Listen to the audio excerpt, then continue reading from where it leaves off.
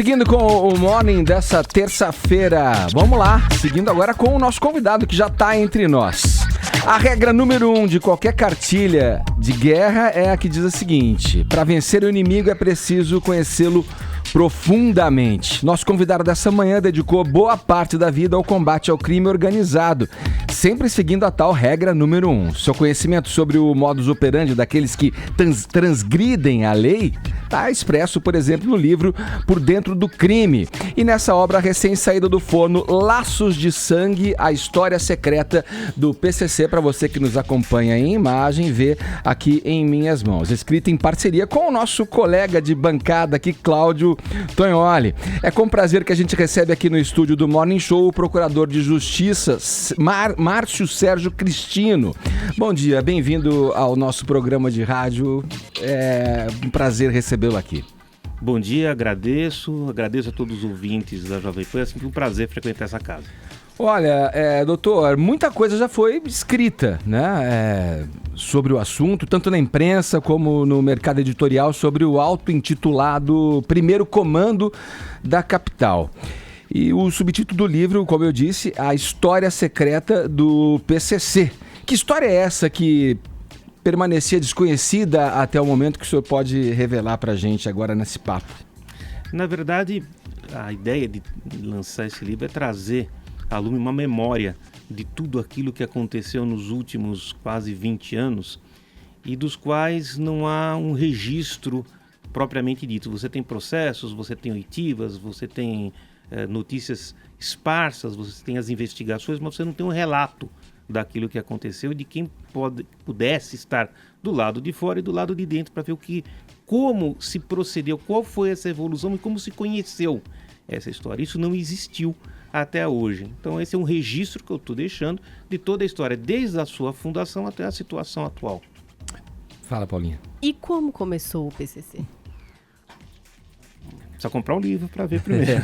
Não pode dar um spoilerzinho? Mas digamos o seguinte, o PCC, na verdade, existe uma afirmação, uma lenda, que ele nasceu em 1993, em 31 de agosto, em função de uma rebelião que houve em Taubaté. Isso de fato é verdade. Não era bem uma rebelião, aquilo começou como um assassinato, uma execução, né, de vingança por outras mortes. Esse já é um dado que não existia até o presente momento. Vocês vão poder acompanhar, vão ver no livro, que essa ideia de que houve uma rebelião por si e daí a fundação é uma ideia falsa, porque na verdade aquilo não era uma rebelião, era uma execução. E os rastros de atuação daquelas lideranças já estavam presentes desde 91. Ou seja, aquelas lideranças já matavam e já executavam em parceria desde 1991, sendo que em 93 não foi propriamente a fundação, digamos assim, mas foi um momento em que eles se apresentaram de uma maneira mais coesa, mais forte, que é aquilo que a gente fala que foi o batizado naquela época da organização. Então, ela surgiu de um movimento que foi agregando valores dessas lideranças e eclodiu como corpo na rebelião de Taubaté em 1993. Ô Tonholi, você como amigo de bancada aqui, hoje também é um entrevistado aqui no programa. Você como jornalista, como é que foi a tua ligação, esse bate-bola entre o que o procurador trazia da demanda, né, que ele queria contar no livro, e você como repórter investigativo que é também, já sabia e tinha conhecimento dessa facção criminosa? Eu conheço o Dr. Cristino dos anos 90. Eu fui apresentado a ele por um finado assessor do Procurador-Geral de Justiça, o Dr. Marrei. Na época eu tinha voltado da Itália para fazer uma investigação sobre máfia e eu trouxe, acho que, toneladas de documentos sobre máfia. E aí eu não sabia o que fazer com aquilo. Aí o finado José de Sá falou, olha, na época ele era promotor, hoje ele é procurador, falou, tem um promotor que é a maior autoridade em crime organizado e máfia, aqui você tem que dar para ele isso. E eu fui levar essas toneladas de documentos para o Dr. Cristino, ficamos amigos, e quando o Dr. Cristino, a gente sentou para conversar sobre esse livro, aliás, temos que confessar, quando a gente sentou para conversar sobre o livro, estava presente na mesa o hoje ministro da Cultura, Sérgio Sá Leitão, né, doutor? Verdade. E aí, quando eu comecei a ver o material que o doutor Cristino tinha, porque o que tem nesse livro não são fontes terciárias de você ouvir falar. São depoimentos que o doutor Cristino tomou pessoalmente das maiores lideranças do PCC e que ele acumulou por anos a fio. Então, desde a gente começou a escrever isso exatamente no dia 13 de janeiro, de lá para cá, foi catalogar, degravar, dar um entorno literário para tudo aquilo que só o doutor Cristino tem. Quer dizer, um arquivo, o livro, nada daí foi retirado da imprensa, nada daí foi copiado de algum lugar ou de ouvir falar. Tudo são depoimentos colhidos pessoalmente pelo doutor Cristino em vídeo com gente como o Marcola e o Geleião, por exemplo. É isso que eu ia perguntar sobre essa figura, sobre o Marcola. Ele ainda é o chefe do PCC? O que é que vocês contam nesse livro sobre esse personagem que todo mundo, pelo menos de bater o ouvido, né, já ouviu falar e sabe do poder que teve ou tem? Vamos dizer o seguinte, no início do primeiro Comando Capital, nos meados de 93 em diante, até 1999 e 2000, o Marcos William Herbert Camacho era uma figura terceira dentro da liderança do PCC. Ele assumiu essa liderança posteriormente, e eu falo isso na medida em que existem processos nos quais ele foi condenado por causa disso. Ele foi condenado, inclusive, em um processo, eu não sei se ainda já transitou em julgado no Supremo Tribunal Federal, mas ele tem ostenta essa condenação num processo que, inclusive, a acusação era minha como líder do primeiro Comando da Capital. Ele só veio a começar a ter um papel mais relevante dentro da organização a partir de uma rebelião em Taubaté em 1999. E a partir daí, ele começou a desenvolver um papel mais fundamental na organização, que foi se uniu numa luta fratricida até que, ao final das contas, entre as grandes lideranças, ele acabou remanescendo. Hoje, das lideranças originais que criaram o primeiro Comando Capital, só há um vivo. Todos os outros estão mortos, ou vítimas de homicídio, ou de causas naturais, mas estão todos mortos. Só há um, que está no Presídio Federal, dos originais, que é o José Márcio Felício, o Geleião, e os outros que estão hoje vieram daquela época, eles eram terceiros ou quartos que foram assumindo essa posição, e hoje, inclusive recentemente ele foi interrogado no processo da chamada Operação Etos, onde ele também está denunciado, está sendo processado como líder do primeiro Comando da Capital. Queria fazer uma pergunta para o procurador, e que vale também para o Tognoli. Existe algum receio, algum medo de trabalhar nessa área e de escrever sobre esses assuntos, Tognoli, que envolvem o crime organizado? Medo? Então, todo mundo me pergunta isso. Eu acredito que, se bem que eu acredito que o trabalho correto é um trabalho que não causa essa relação de adversariedade, digamos assim. Então, eu não tive grandes problemas com isso. Agora, é fato que eu tenho algumas cautelas que poderiam ser denominadas cautelas excepcionais. A minha própria presença aqui demonstra o modo como eu cheguei aqui, demonstra isso. Mas eu não tenho não sinto essa pressão. E para o Tognoli também não tem nenhum receio, nenhum medo de falar sobre isso, de escrever sobre isso? Bom, quando saiu o livro, eu preciso falar, quando saiu o livro Assassinato de Reputações do Romeu Tuma Júnior, metralharam a casa do Tuma, né? Saiu até no Datena, viu? Enfim, mas eu acho que o doutor sabe melhor que eu. Quem não mente acaba não criando esse tipo de resposta. Acho que as pessoas ficam muito indignadas quando você ataca elas com adjetivos. Quando você traz fatos, e esse é um livro todo baseado em fatos, tudo que o doutor colheu esses anos a fio, você está sendo preciso. A pessoa só começa a se sentir muito incomodada quando você vai para cima da família e quando você usa adjetivos. Quando você é preciso, o cara reconhece, ele fala, bom, é isso aí mesmo. Olha aí. Doutor, não é difícil, não acho que seja um absurdo comparar o PCC a uma sigla partidária como as que existem oficialmente por aí.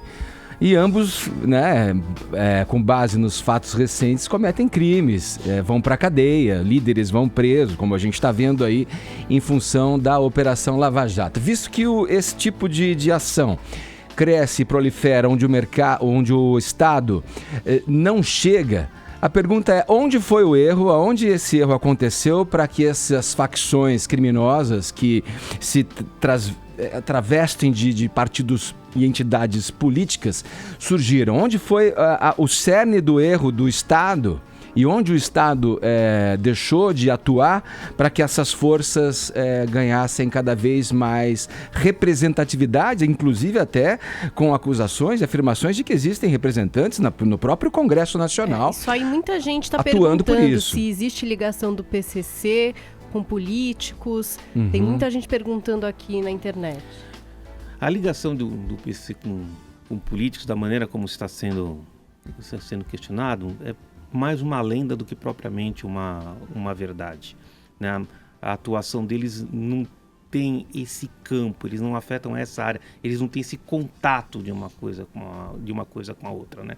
Isso se dá muito em razão da comparação que se faz entre o primeiro comando da capital e a máfia na Itália, que tem suas conexões, e logo aqui se faz por analogia: olha, se lá eles têm, aqui eles devem ter também. Mas fazendo, desculpa interromper o senhor, mas fazendo o reverso, por que isso não poderia acontecer? Porque a situação na qual o PCC criou, nasceu e se desenvolveu não guarda conexão ou relação com o aspecto político. Eles não nasceram, se criaram e se desenvolveram dentro do ambiente político, digamos assim, não político institucional, político. Eles se desenvolveram dentro de uma esfera completamente aparteada Se eles tiveram contato com o poder do Estado, foi um contato que eles tiveram num ambiente quase que de conflito, ou, em algumas maneiras, de alguma flexibilização, mas jamais eles se miscuíram ou quiseram ou pretenderam tomar parte do poder político em si. E com qual objetivo a facção foi criada? Olha, se a gente for pensar no que ela foi criada e no que ela é hoje, são coisas absolutamente distintas, né? Digamos assim, o PCC nasceu de uma maneira, ele se alterou várias vezes para chegar ao resultado que ele é hoje. Hoje o PCC é uma grande cartel, é o primeiro cartel brasileiro de tráfico de drogas. Esse é o objetivo deles, dinheiro,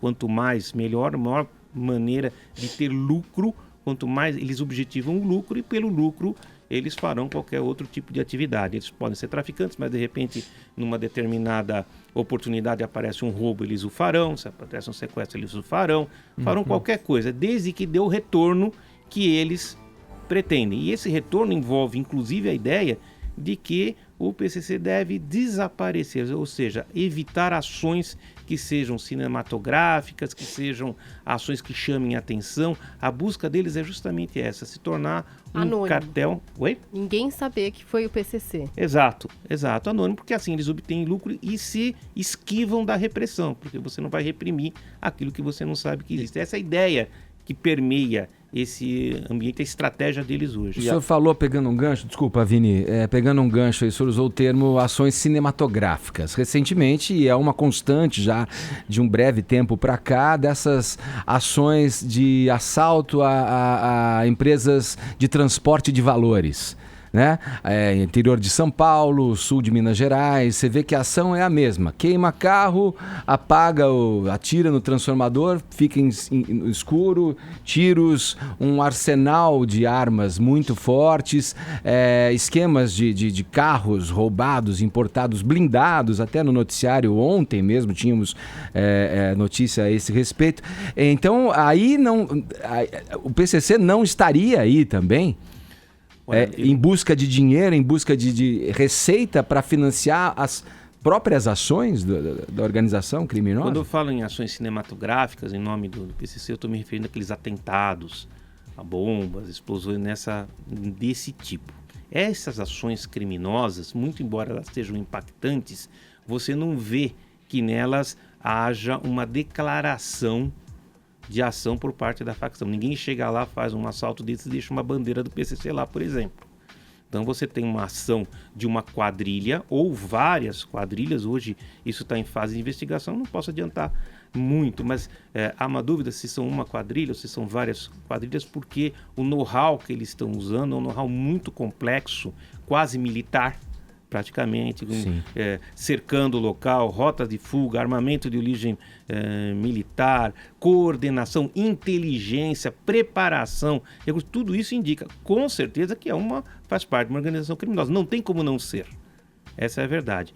Agora, esse vínculo é um vínculo que nós temos que determinar, me parece extremamente provável que isso ocorra, mas você não vê isso sendo levado como bandeira ou nenhuma publicização disso como um ato sendo da facção. É a isso que eu estou me referindo. Doutor, agora, peraí, rapidinho. O senhor falou de cartel, aí você falou quadrilha ou quadrilhas.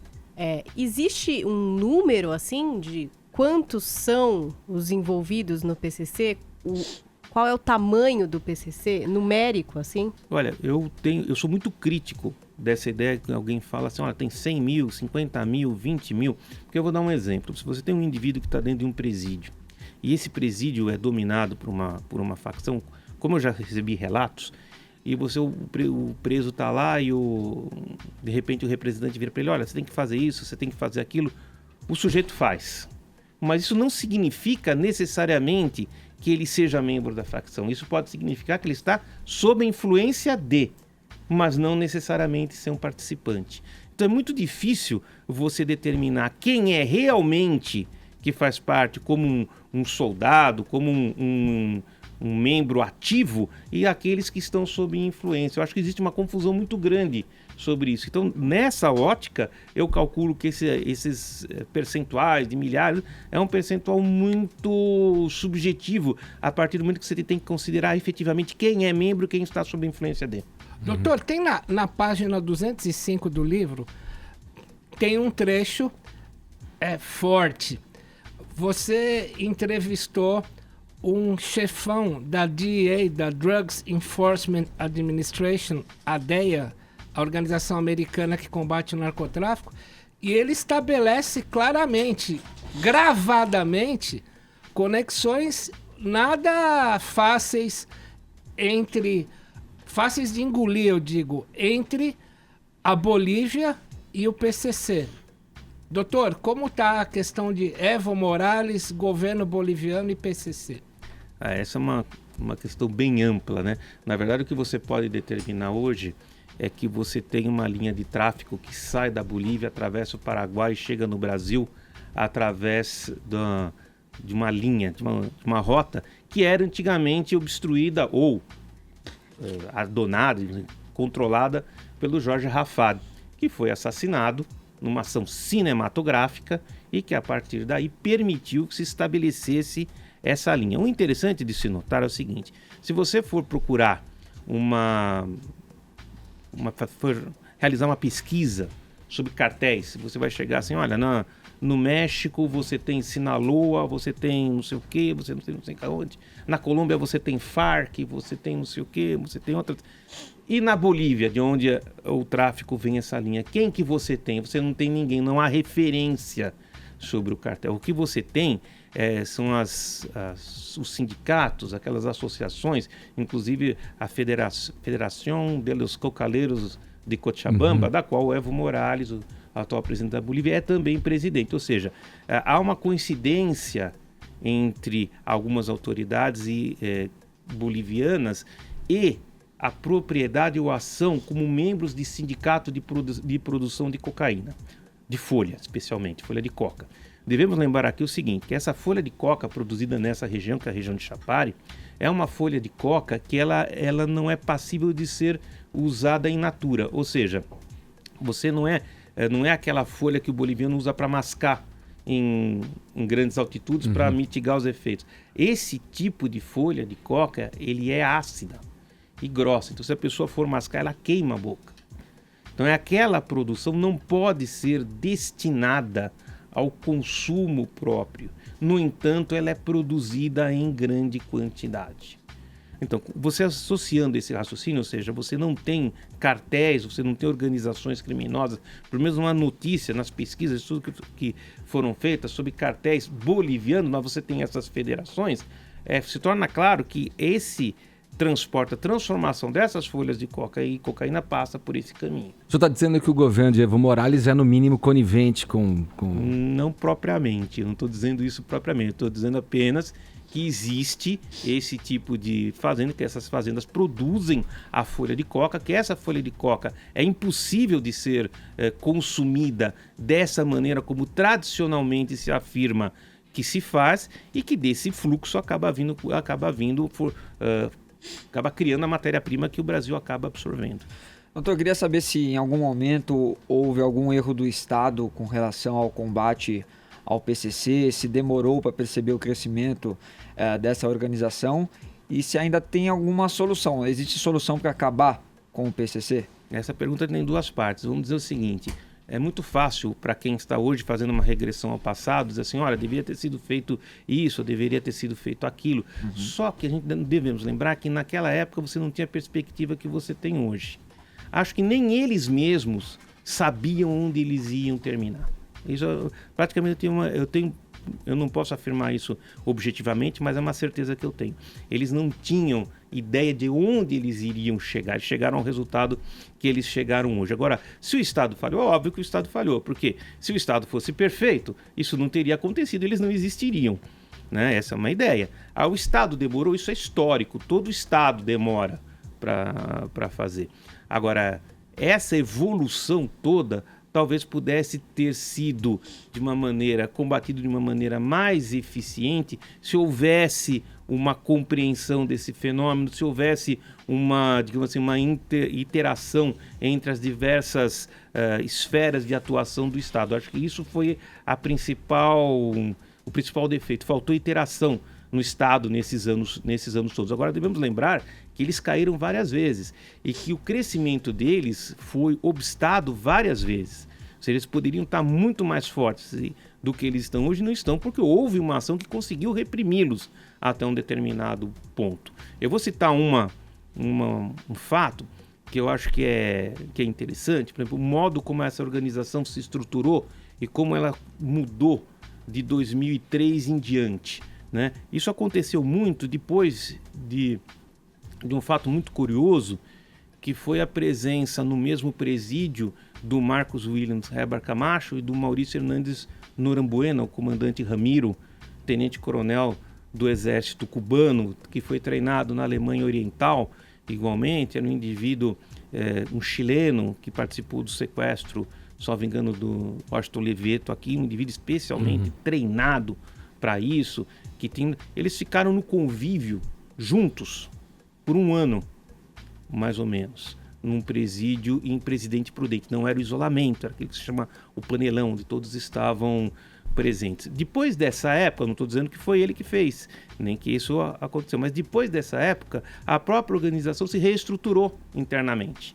Então ela deixou de ser aquela organização tradicional, piramidal, com um chefe em cima, e passou a ter uma estrutura celular, descentralizada, com tesouraria, com isso, com aquilo, criou toda uma estrutura em reordenamento interno. Era possível prever isso naquele momento? Muito difícil de prever que ela se reestruturasse daquela maneira, mas aconteceu. Então, até aquele momento, eles estavam sofrendo, sofrendo uma pressão muito grande. Depois disso, eles conseguiram evoluir e dar um salto. Hoje, você pode regredir e lembrar esse fato, mas naquele momento, isso era imprevisível. Fala, Tonholi. Doutor, saiu uma notinha no radar da Veja semana passada, alegando que o Marcola anda falando na justiça que não é mais o chefe do PCC por conta dele se defender de alguns processos. Ele não é mais o chefe do PCC? Olha, ele declarou isso num interrogatório de um processo que ele está respondendo pela Operação Ethos. E só o promotor que trabalha nesse processo, que inclusive é um extremamente capacitado, o Dr. Lincoln Gakia, que é um amigo, que hoje comanda essas ações, ou pelo menos tem o maior entendimento sobre o PCC hoje, ele que poderia lhe dar essa resposta, porque ele que conduz essas investigações. A gente está aqui no Morning Show hoje recebendo o Procurador de Justiça Márcio Sérgio Cristino, falando do lançamento do livro que ele faz juntamente com o nosso companheiro aqui de bancada, Cláudio Tognoli, Laços de Sangue, esse que você que nos acompanha em imagens está vendo em minhas mãos. Daqui a pouco a gente volta nesse papo, agora 11 em ponto, horário de Brasília. Hoje aqui no Morning Show estamos conversando com o Procurador de Justiça Márcio Sérgio Cristino, que lança Laços de Sangue, a história secreta do PCC. Muito se fala em corrupção no país hoje, e quando o tema é corrupção, a gente já associa diretamente ao Congresso Nacional, à classe política, e não nos atentamos para as pequenas corrupções no dia a dia que cometemos, né?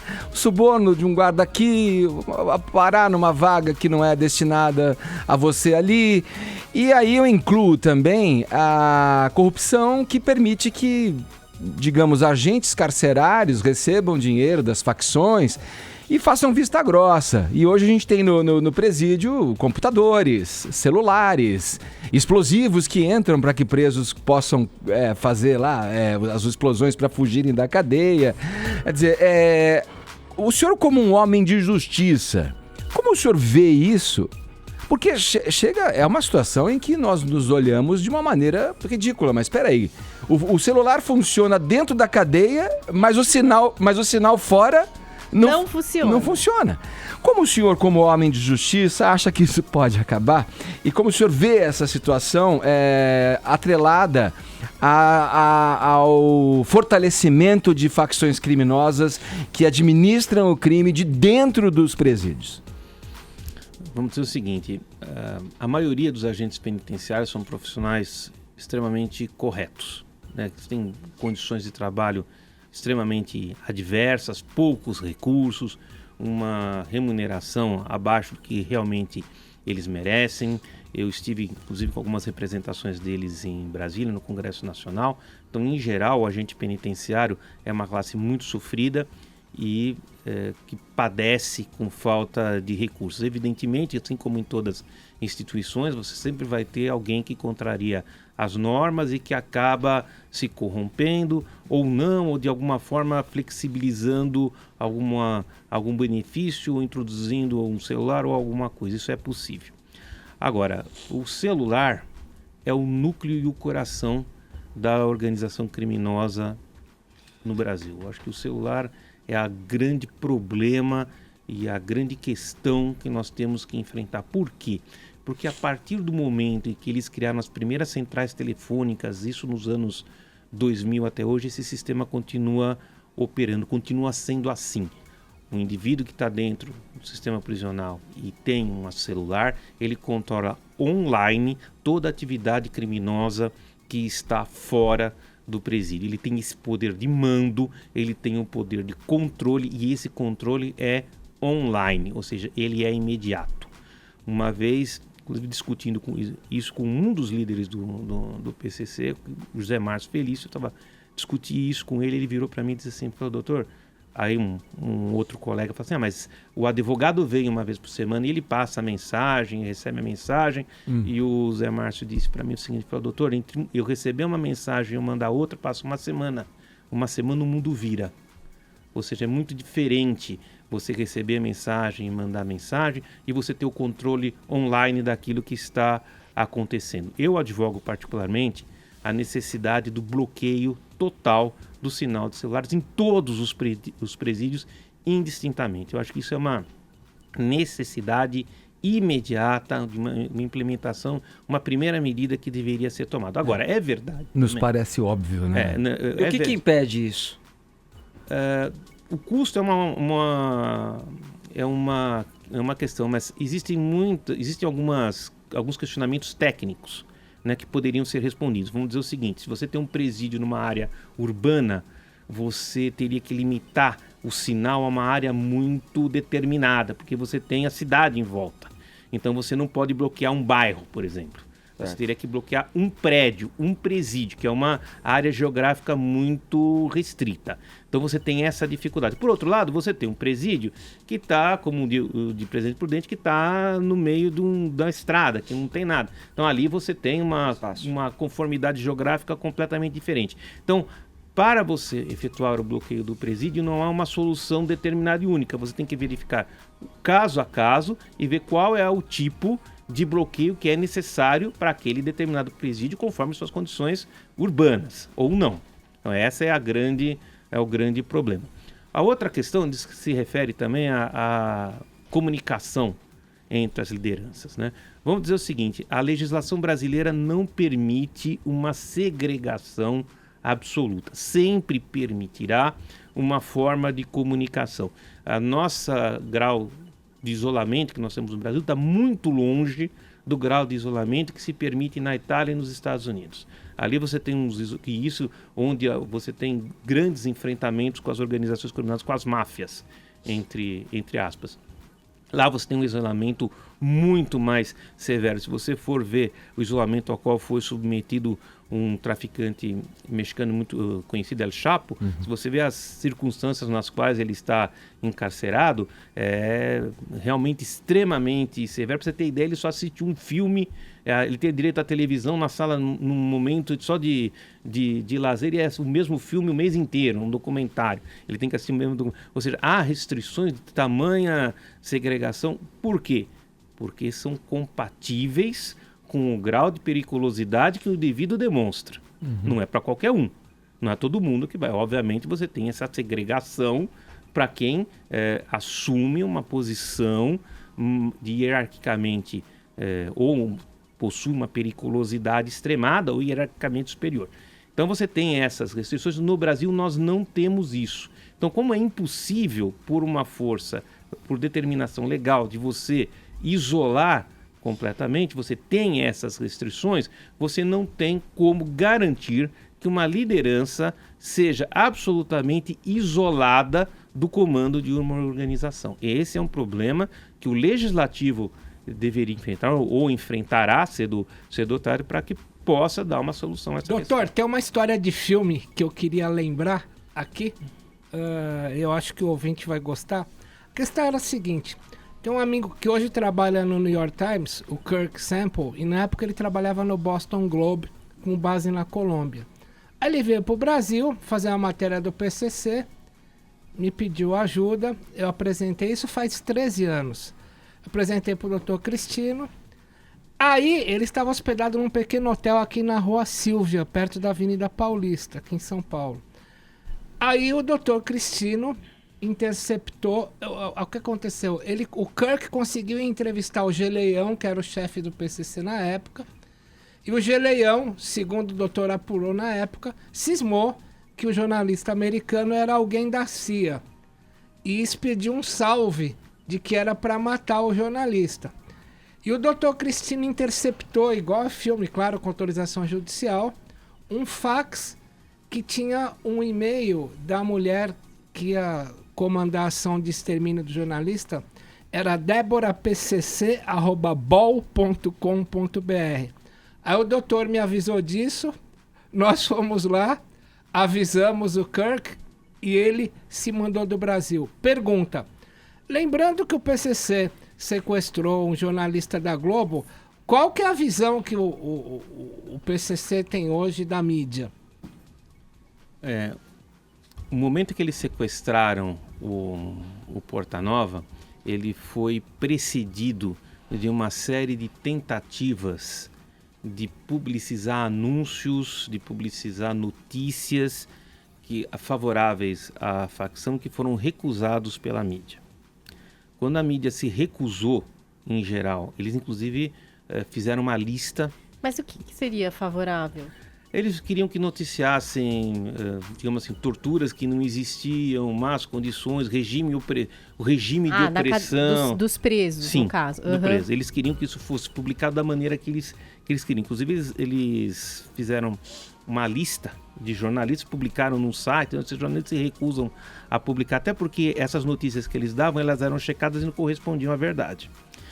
Então, precedida dessas medidas, eles culminaram por ter uma